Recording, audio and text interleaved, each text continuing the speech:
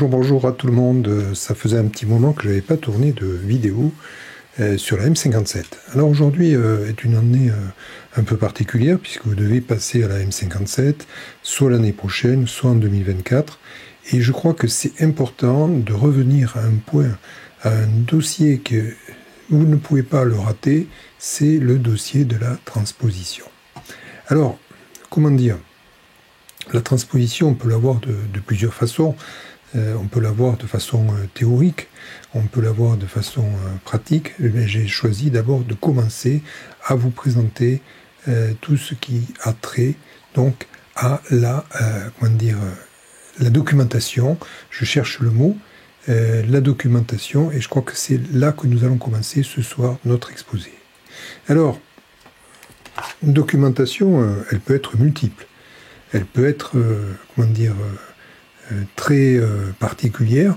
Alors j'ai choisi d'abord de vous donner les références que vous devez avoir. Alors je vais commencer par collectivité locale.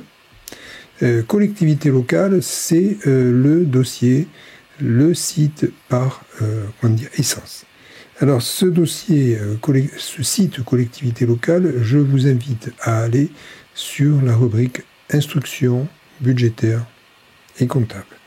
Quand vous serez là, que vous aurez cliqué sur ce bouton-là, vous allez tomber sur le véritable supermarché des comptables. Vous allez tomber sur l'ensemble des instructions et le référentiel M57 que nous allons avoir à traiter aujourd'hui.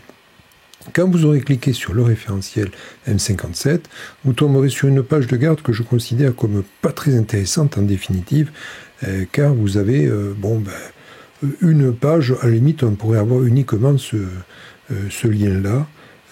Voilà, j'y vais tranquillement, et vous avez, comme année après année, vous avez le détail en définitive de ce que vous devez trouver dans la M57. Alors vous avez, comme dans n'importe quelle instruction, vous avez le tome 1, le tome comptable, et je vous invite à le prendre, car c'est là que vous allez avoir le descriptif de l'ensemble des comptes que vous allez donc devoir traiter. Alors moi j'avoue honnêtement, le premier, si par hasard vous avez un doute sur un compte, qu'est-ce que vous allez y trouver en définitive ? Eh bien, quoi de plus, sympathique, quoi de plus pratique en définitive que de vous en remettre donc à cette instruction qui vous précisera vraiment le contenu de chacun de ces comptes. Alors, ceci étant, vous devez faire une transposition, et donc il est important alors de passer bien sûr le pavé des maquettes, nous n'en sommes pas là, mais par contre c'est d'utiliser les plans de compte, non pas les plans de compte, mais plutôt les tables de transposition. Alors vous voyez que, et c'est là que je voudrais faire un développement assez important, c'est là que vous allez devoir faire attention. Tout d'abord, est-ce que vous êtes une région ? Est-ce que vous êtes donc un département ? Donc auquel cas, là, vous serez bien servi, vous aurez exactement ce qu'il vous faut. Donc là, pas de problème. Si vous êtes une commune, c'est là que les difficultés vont commencer. Est-ce que vous êtes une commune de plus de 3500 habitants ? Donc auquel cas, vous allez devoir prendre cette première ligne, M14, M57, mais est-ce que vous êtes éventuellement une commune de moins de 3500 habitants ? Donc si vous êtes là, la question va se poser de savoir, est-ce que vous avez moins de 500 habitants ? Donc auquel cas, là vous avez une table bien particulière, mais attention, vous avez une option qui vous est donnée, c'est de choisir soit la table abrégée, soit si votre collectivité le souhaite, ou si votre comptable vous le propose, le plan de passage, la table de transposition développée. Donc c'est vous qui allez faire ce choix en connaissance de cause, voir si éventuellement vous avez des comptes que vous allez retrouver et qui vous arrangeront à voir. Donc ça c'est une question qui reste à trancher donc avec votre comptable, avec bien évidemment votre maire.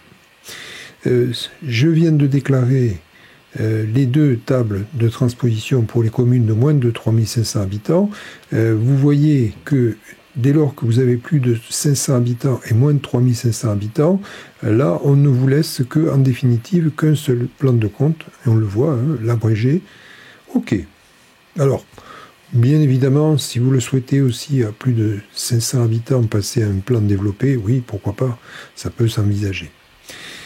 Vous pouvez avoir aussi des budgets annexes qui ne sont ni M4. Alors je vous rappelle que les M4 sont des plans de compte qui sont hors périmètre de passage à la M57, puisqu'ils sont industriels et commerciaux, et la M57, ce n'est pas son cas, ni les M22 pour les budgets sanitaires et sociaux. Donc si vous n'êtes ni d'un M4 ni M22, vous avez donc vocation à passer la M57. Alors la question est, attention, vous avez des spécificités, alors je ne parlerai pas des SDIS puisque ce n'est pas dans le périmètre des communes en particulier, mais par contre si vous avez un CCS ou un SIAS, si vous êtes une structure intercommunale, ou si vous avez, une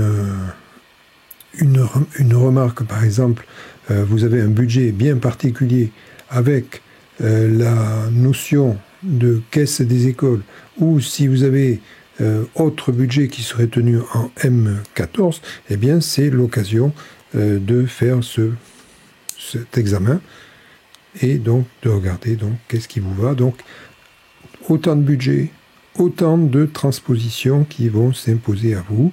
Donc à vous de bien faire attention à ces éléments. Alors ok, je viens de passer un instant sur ces différents plans de compte. Donc attention, il y a une transposition, il y aura un choix à faire pour votre budget principal, un choix de transposition, le cas échéant, pour votre budget annexe qui ne serait ni SIAS, ni caisse des écoles.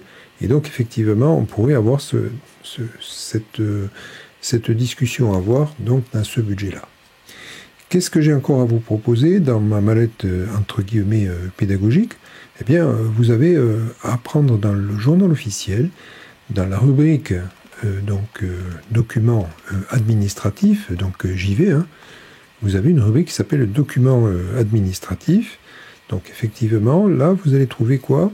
Eh bien, vous allez trouver une véritable mine de documents administratifs, certes, mais vous allez retrouver, et j'y vais directement pour ne pas perdre de temps, la M57 telle que vous devez l'avoir reliée. Donc c'est effectivement ce qui va m'intéresser, moi, pour avoir l'intégralité de ces documents. Donc pourquoi aller chercher sur 3, 4, 5 documents différents alors que vous avez tout dans cette instruction reliée et pas mal sympa, moi je trouve, d'aspect. Alors, ce que je vais faire, je vais changer de document et je vais passer cette fois-ci donc à l'examen d'une table de transposition et je crois que ça méritera le coup. Alors j'ai fait un choix parce que bon effectivement quand on prend une table on a toujours la difficulté de se dire bon ma foi quel est le document que je vais retenir pour faire ma présentation. Alors j'aurais pu prendre la table abrégée, la table de transposition abrégée, c'est vrai que c'était la plus simple en définitive. Alors je crois que c'est important de bien regarder finalement comment ça se présente. C'est une véritable occasion que vous allez avoir de bien faire la distinction entre d'une part cette colonne de gauche qui donc représente l'ensemble des comptes M14 et d'autre part les comptes donc en M57 tels qu'on les voit qui vont apparaître. Alors vous avez plusieurs situations qui vont apparaître. La première situation, eh bien en définitive c'est une équation je dirais de 1 à 1. Effectivement, on a un compte, il devient un autre compte, donc effectivement, ça semble être le plus logique. Alors c'est vrai que je tiens à attirer votre attention sur le fait que si vous en remettez au compte 1069, c'est le seul cas où il y a une exception que je traiterai un petit peu plus tard. Alors, comment ça se passe en définitive avec ces différents comptes ? Je voudrais faire un examen, notamment de la structure des comptes. Alors, un examen qui va passer d'abord par l'examen des 3 situations que vous allez rencontrer. Une situation de 1 à 1, bon, je viens de la présenter. Une situation où un compte, en définitive, va exploser. Donc là, c'est le cas le plus embêtant, en définitive, puisque vous allez rajouter à la racine de ce compte 1317, si je prends celui-là, un suffixe supplémentaire. Alors la question sera de dire, bon, mais effectivement, au-delà du compte que vous allez devoir éclater, est-ce que le besoin se fera ressentir d'avoir une telle précision pour votre propre collectivité? Donc c'est la première question. Vous pouvez avoir le cas inverse. Alors je prends un exemple. Vous avez un compte 1335 et un compte 1336 qui vont se retrouver en définitive sur un seul et même compte, le 1338. Donc en définitive, on perd tout et on se fonde sur une seule, un seul compte. Alors est-ce que là aussi, il va se poser la question, est-ce que le compte que j'avais à gérer dans l'ancienne nomenclature et que je voyais apparaître était important pour moi? Et donc si la question est de dire c'est très important, je veux toujours savoir qu'est-ce que ça devient, eh bien la question sera de le traiter en définitive de façon hors budgétaire.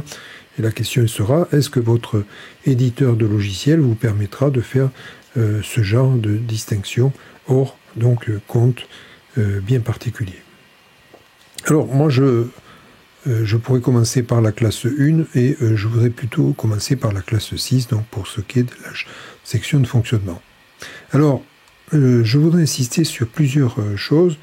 Vous voyez qu'en définitive, les comptes 60, donc les comptes de classe 6, les comptes 60, donc sont normalement des comptes de variation de stock, ne connaissent finalement que très peu de modifications. Donc les comptes que vous voyez apparaître, c'est vrai que nous sommes dans des achats non stockés, donc on peut se dire en définitive très peu de modifications là-dessus. Les autres charges, donc compte 61. Alors vous voyez, effectivement, là, nous commençons à voir des éclatements de comptes, effectivement, qui apparaissent. Classe compte 64, très peu, finalement, de modifications apparaissent. Je dirais que les computations qui s'opèrent apparaissent notamment sur le compte 65, puisque ce compte 65, et c'est la grosse innovation en définitive de la MC57, c'est le compte qui va recevoir un certain nombre de comptes qui existaient sous le compte 67 à M14. Et ça aussi, c'est un point qu'il va falloir bien pouvoir traiter. Il va recevoir des comptes 67 et bien évidemment, par voie de conséquence, le compte 67 va diminuer. Donc j'y vais. Et vous voyez bien que je passe du compte 65 au compte 67. Le compte 66, en définitive, ne supportera aucune modification. Alors, compte 67, dans l'ancienne comptabilité, on appelait ça des charges exceptionnelles, donc ce ne sont plus des charges exceptionnelles. Et donc, il ne reste plus que, en définitive, que des comptes que nous utilisions dans les opérations de cession. Donc ça, effectivement, les comptes 675, 676 sont des comptes qui sont utilisés et qui resteront dans le chapitre 67, nouvelle version M57. Les autres seront progressivement balancés donc, dans les comptes 65, et ainsi de suite. Donc il y a une véritable dégraissage qui va être opéré. Les anciennes subventions exceptionnelles que nous étions amenés à verser sur les comptes 67 sont basculées elles aussi sur le compte 65. Et là aussi, il faut reconnaître que c'est quelque chose qui va changer dans la physionomie que nous avions de nos comptes. Alors, autre point que j'avais oublié d'aborder, c'était les intérêts moratoires que nous avions, donc les fameuses pénalités de retard que nous avions à supporter dès lors que nous passions le cap des 30 jours pour mandater une somme. Eh bien, effectivement, là aussi, ce sera donc rebasculé sur les comptes 65. Reste peu de choses finalement. Alors ce que j'ai dit pour les comptes 67, le compte 68 qui est le dernier compte et chapitre vont donc assister à des éclatements de comptes en définitive. Bon, pour les dotations aux amortissements, puisqu'on va faire la distinction entre les frais d'émission d'emprunt, les charges exceptionnelles différées. Donc il y a un véritable regroupement qui se font donc, pour ces charges à répartir que nous avions déjà à M14, mais qui vont donc subir cette double ventilation. Alors ok, pourquoi pas. Je vais raisonner par symétrie. Ce que je viens de dire pour la classe 6, en définitive, avec la classe 7, je dirais qu'il y a finalement très très peu de modifications qui interviennent. Le compte 70 ne connaît rien. Nous en arrivons au compte 73 qui, en définitive, nous allons assister à des rebattages de cartes, je dirais, de 1 à 1. Donc autant dire les modifications sont vraiment par des ajouts de suffixes et donc effectivement peu de grosses modifications à attendre. Le compte 74 qui est le compte des dotations va prendre en compte une ventilation des fonds européens, fonds structurels, donc effectivement là c'est la nouveauté qui apparaît avec la M57, donc c'est quelque chose qui devrait donc attirer notre attention. Compte 78, alors à l'instar de ce qu'on a vu pour le compte 68, donc tout ce qui était étalement de charges, donc reprise de provisions, eh bien là aussi nous avons un véritable éclatement rebattage de cartes, puisque vous voyez on passe du compte 787.5 au 781, 786, donc on a un rebattage de cartes qui se fait, des éclatements, oui. Là c'est clair, donc on change et de la structure des comptes et le nombre de comptes. Donc voilà quelque chose qui doit attirer notre attention. 79, alors effectivement dans le même esprit que le compte 78, on a ce genre de problème, enfin de situation, c'est pas un problème. Alors je vais passer à la classe 2, je remonte très largement. Je vais mettre la focale sur des points qui vont peser sur vos travaux de transposition. Alors pour les personnes qui sont chargées de l'inventaire, je dirais que c'est vraiment là que nous allons devoir faire vraiment très attention. Alors vous voyez que la transposition ignore dans les comptes 21 les situations finalement où vous aviez des comptes 1 à 1, il y en a. Mais ce que je voudrais dire par là, c'est que chaque fois, vous devez prendre en compte les biens dits sous-jacents et les autres dépenses ultérieures. Alors, les dépenses ultérieures, je rappelle qu'elles doivent avoir un lien intime avec les biens sous-jacents qui sont les dépenses initiales. Si vous n'arrivez pas à prouver ce lien initial, eh bien, ce lien donc fort, vous avez affaire non pas à une dépense d'investissement, mais ce serait une charge. Donc ce serait bien embêtant d'avoir ce genre de situation.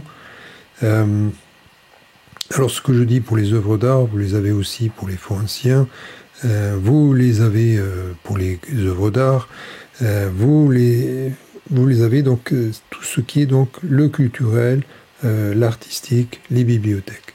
Alors ok, nous avons ce genre de situation bien particulière introduite par la M57. Vous avez, alors bien sûr, je descends progressivement les anciennes appellations que nous avions pour le compte 21, donc avec les immeubles, ce que nous connaissons et qui est assez classique en définitive, et vous pouvez constater qu'en définitive, vous avez une situation d'éclatement de ces comptes. Il y a très peu finalement de choses qui se maintiennent. Donc nous sommes vraiment là pour donner un grand détail à ces comptes 21. Compte 21, je vais les passer, voilà ce qu'on peut dire. Compte 22, je rappelle, ce ne sont pas des dépenses réelles, mais des opérations d'ordre que nous avons à constater sur nos fiches d'inventaire. compte 23, alors je rappelle que le compte 23 va connaître donc un grand développement, puisque vous allez avoir à prendre en compte notamment les subventions d'équipement qui n'auraient pas trouvé un début d'exécution dans la lors du versement. Donc, finalement, vous avez versé l'argent, mais il n'y a pas eu d'exécution par le bénéficiaire. Donc, aussi longtemps que vous n'avez pas la date d'exécution, eh bien, vous devez le garder computé sur les comptes 23. Alors, vous voyez apparaître les quelques modifications qui apparaissent. Alors, on est bien d'accord, c'est pas parce que vous avez ces lignes uniquement qui sont ventilées que pour autant les autres lignes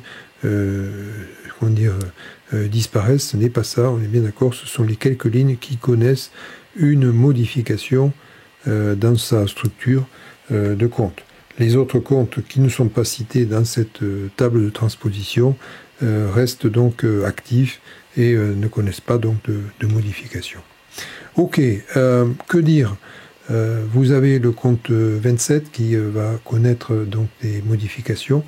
Subitement, le législateur et puis je dirais le ministère des Finances souhaite que vous puissiez donc, si vous en avez, bien sûr, si vous n'en avez pas, la question ne se posera pas, mais là aussi, il souhaite ce que vous ventiliez. Les amortissements, eh bien, nous restons dans le même esprit, si ce n'est que nous n'avons pas plus d'amortissement. Donc la seule chose qu'on voudra éventuellement, c'est éventuellement ventiler les installations entre bâtiments publics, bâtiments privés, pourquoi pas. C'est ce que j'appellerais couper les cheveux en quatre, ni plus ni moins. Alors, nous avons donc ces véritables amortissements que vous voyez apparaître, qui se retrouvent ventilés, donc pourquoi pas. Il faudra vérifier que votre logiciel va pouvoir prendre en compte donc ces différentes imputations que vous allez devoir créer. Donc je vais jusqu'au bout de la classe 2. La classe 3, bon, en principe, vous n'avez pas de stock, donc la question ne se pose pas.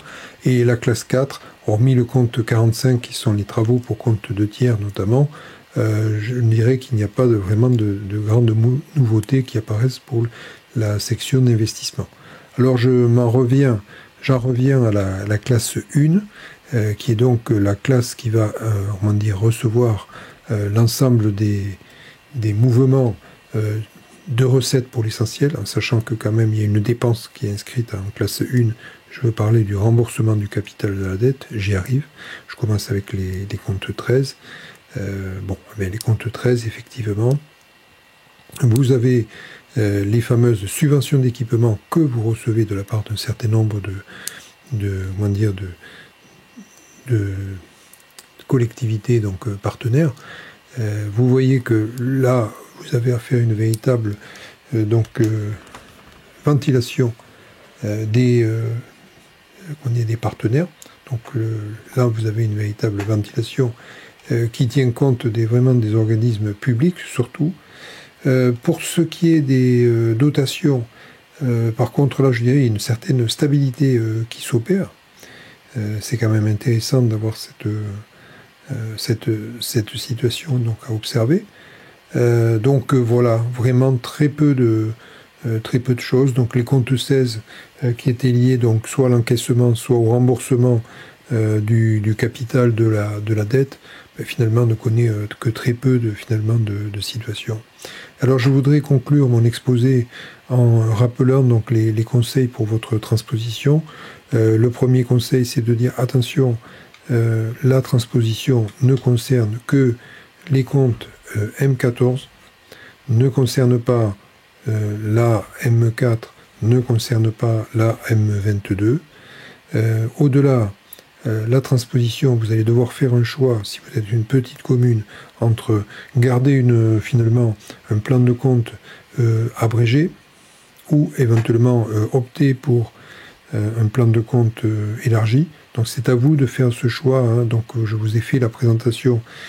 C'est à vous de faire un choix par rapport à ce qu'on peut considérer que c'est vraiment utile de faire cette option. Donc c'est une discussion à avoir avec votre comptable, avec vos élus, pour voir vraiment quels sont les avantages et les inconvénients.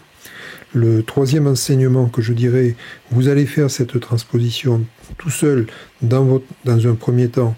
Alors quand je dis tout seul, ça peut être bien évidemment une transposition qui va se faire en tenant compte de de votre logiciel. Est-ce que vous avez, oui ou non, un logiciel qui va vous permettre de faire la transposition? Alors, vulgairement, on appelle ça une moulinette informatique qui va prendre l'ensemble de vos imputations M14 et essayer de les transformer en M57. Donc, à voir si, en définitive, vous avez cette possibilité. Alors, je sais que, vous avez cette possibilité finalement aussi de payer, mais tout le monde n'a pas cette possibilité de payer, l'éditeur de logiciel. Donc, par défaut, c'est la véritable solution, c'est finalement de faire la transposition vous-même. Cette transposition manuelle que je la conseille, je dirais, même si vous avez cette moulinette informatique, pour la bonne et simple raison, c'est que une moulinette, même bien faite, ne répondra jamais, je dis bien jamais, à vos besoins parfaitement. Donc il y a toujours besoin de faire, une véritable un point sur quels sont les comptes qui sont proposés par votre logiciel.